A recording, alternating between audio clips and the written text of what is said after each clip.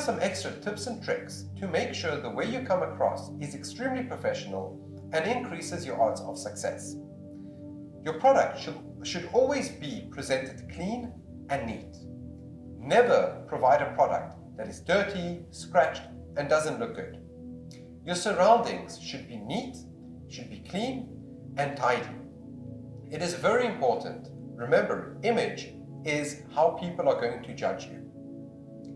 The presentation should always be ready, rehearsed, and prepared properly.